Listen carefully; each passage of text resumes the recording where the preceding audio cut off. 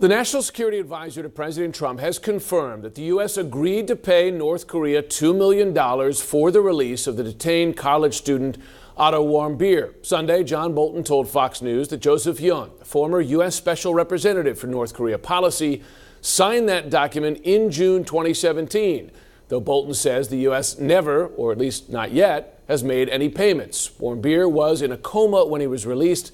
Sadly, he died just days after returning here to the U.S. I'm pleased to be joined now by Joseph Yun, who also works as a global affairs analyst for CNN.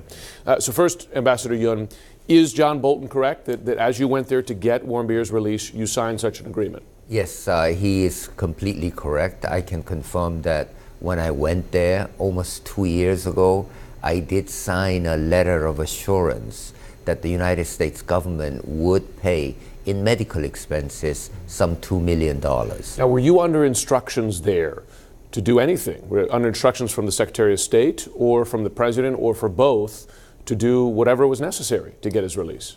Well, as soon as the North Korean side told me that his bill for $2 million would have to be paid, of course I contacted my boss, then Secretary of State Rex Tillerson, to ask him.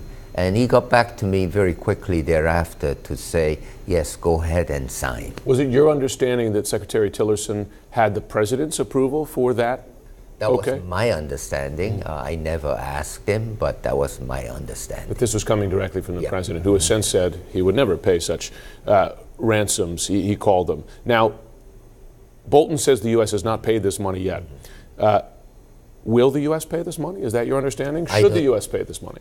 Jim, I don't know. I left the government about a year ago, and I know until I had left, U.S. government had not paid the money. My view is that, of course, this involved two separate decisions. One is, should we sign? We did sign. Second, having signed, should we pay? My view is yes. If you've signed, if you promised another government from the U.S. government that you would make the payment, my view certainly is that we should go ahead and meet our end of the commitment. What is your, and again, this would just be an assessment, right? Why do you believe John Bolton made this public?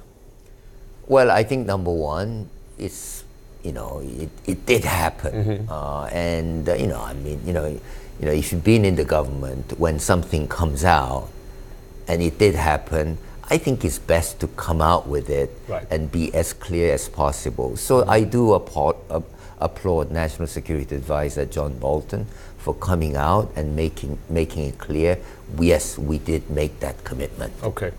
Where does this leave nuclear negotiations with North Korea, particularly after a second failed summit in Hanoi where the President and the leader left with no agreement? Are there still substantive negotiations?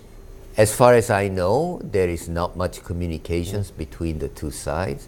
But as we have seen, the relationship at the leaders level, that is between Trump and Kim Jong-un, apparently remains quite good. So that gives some hope that the momentum can be sustained. I mean, remember where we were 2 years ago, fire and fury and all that. And so it is good that tensions are reduced. But what is not good is that we haven't made any progress towards denuclearization. In fact, North Korea has continued to make nuclear weapons, and they have continued to, go ahead and research missiles. Can you say that North Korea is playing the U.S. here? Because if they drag out the negotiations and they continue to perfect the technology. I do believe that what North Korea is trying to do is keep their nuclear weapons. As of yet, I do not see any signs that they have made any decision to give up nuclear weapons completely. So, I mean, it does leave us in a very, very tough place. Ambassador Joseph Yun, thanks very much. Thank you.